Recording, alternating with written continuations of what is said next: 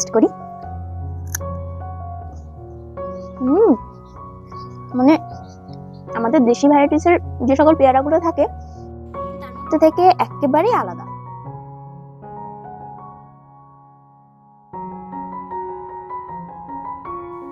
নমস্কার সবাইকে, আমি রিঙ্কিস ক্রিয়েশনে আপনাদের সবাইকে ওয়েলকাম। পেয়ারা মানে আমরা ভাবি সাদা রঙের ফল, কিন্তু জানেন কি, আজকে এক বিশেষ পেয়ারা আপনাদের সঙ্গে শেয়ার করব, যার ভেতরটা একেবারে গোলাপি রং। হ্যাঁ, আজকে আমরা কথা বলবো অসাধারণ তাইওয়ান পিঙ্ক গুয়াভা নিয়ে। আর আজকে আমরা শুধু এর চাষ, যত্ন এসব নিয়ে কথা বলবো না। আজকের ভিডিওতে কথা বলবো তাইওয়ান পিঙ্ক গুয়াভার টেস্ট নিয়ে। আজকের ভিডিওতে আমি আপনাদের দেখাবো তাইওয়ান পিঙ্ক গুয়াভার স্বাদ, এর উপকারিতা এবং এই ফল এত জনপ্রিয় কেন। তাহলে চলুন শুরু করি তাইওয়ান পিঙ্ক গুয়াভার রঙিন যাত্রা।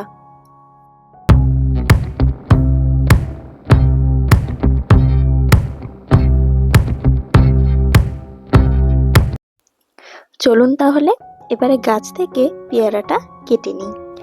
এই গাছে ফল ড্রপিং একেবারেই হয় না, যে কটা কুড়ি আসে সে কটাই ফল সেট হয়। গাছে মোট 2টি পেয়ারা ম্যাচিওর হয়েছে, তাই আমি গাছ থেকে 2টি পেয়ারাই হারভেস্ট করে নিচ্ছি। দেখুন পেয়ারাগুলো দেখে কেমন লাগছে অবশ্যই কমেন্ট করে জানাবেন। পেয়ারাগুলো পাড়া হয়ে গেছে। দেখুন অন্যান্য পেয়ারার থেকে তাইওয়ান পিঙ্ক গুয়াভার সাইজ কিন্তু একেবারে অন্যরকম এবং সাইজে ভীষণ বড়। আমি হাতে নিয়েছি, আমার হাতটা কিন্তু পুরোপুরি ভরে গেছে। তো পেয়ারাটা পেরে নিয়েছি, ভীষণ সুন্দর পেয়ারাটার রং হয়েছে। আপনাদের ভিডিওতে আগেই দেখালাম, আরও একবার কাছ থেকে ভালো করে দেখিয়ে দিচ্ছি। পেয়ারাটা একেবারে সাদা ধবধবে এবং এর ওজন প্রায়, আমি হাতে, আমার কাছে তো ওয়েট মেশিন নেই তাই আমি ওজন করে আপনাদের দেখাতে পাচ্ছি না, তবে আমি যেটা অনুমান করছি এটার ওজন আনুমানিক 250 থেকে 300 গ্রাম তো হবেই। তো এবার এটা টেস্ট করব কেমন টেস্ট।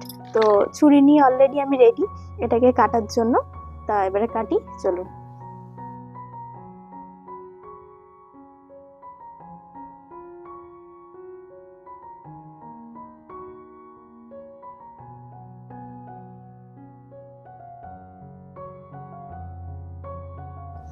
তো এই যে পেয়ারাটা কেটেছি, আপনাদের বলেছিলাম এটা তাইওয়ান পিঙ্ক গুয়াভা।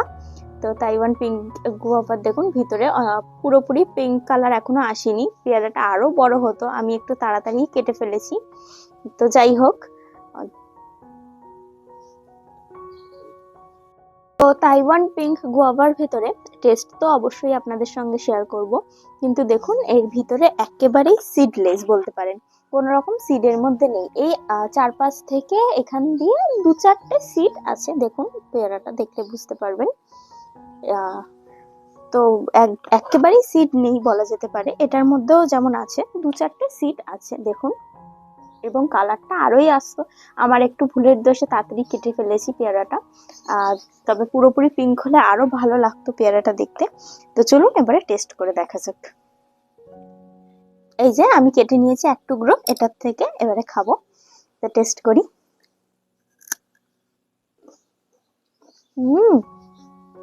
মানে আমাদের দেশি ভ্যারাইটিসের যে সকল পেয়ারাগুলো থাকে তার মধ্যে থেকে একেবারেই আলাদা।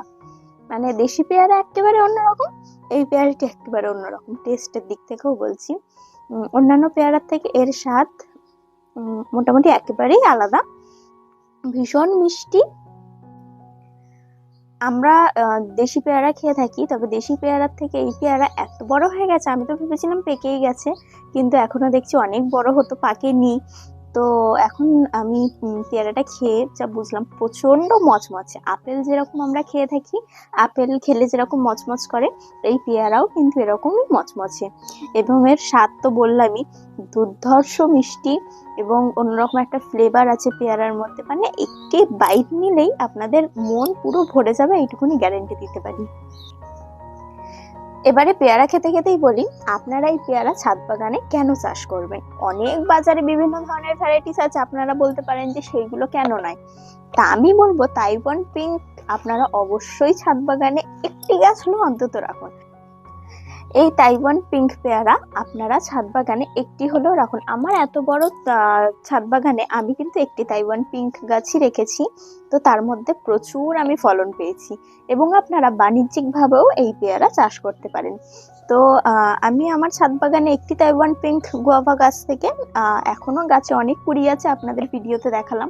তার সাথে সাথে এই দুটি পেয়ারা ম্যাচিওর হয়েছে, তো পেয়ারা পারলাম এবং আপনাদের টেস্ট তো করে দেখালামই। তো তাইওয়ান পিঙ্ক ছাদ বাগানে রাখার মূল যেই তিনটি কারণ হলো, সেটি হলো, প্রথম হলো এর ফলন ভীষণ ভালো, প্রচুর ফলন দেয়, আপনারা রাখতেই পারেন অবশ্য। দ্বিতীয়ত হলো এর স্বাদ, দুর্ধর্ষ এর স্বাদ, স্বাদে মিষ্টি, ফ্লেভারফুল এবং অসাধারণের সাইজ। দেখতে পাচ্ছেন একটি পেয়ারা পেরে আমার এখনো অর্ধেকটা আছে, আর অর্ধেকটার থেকে হাফ আমি কেটে আপনাদের সঙ্গে শেয়ার করলাম। তো এই ছিল আজকের তাইওয়ান পিঙ্ক গুয়াভার টেস্ট রিভিউ।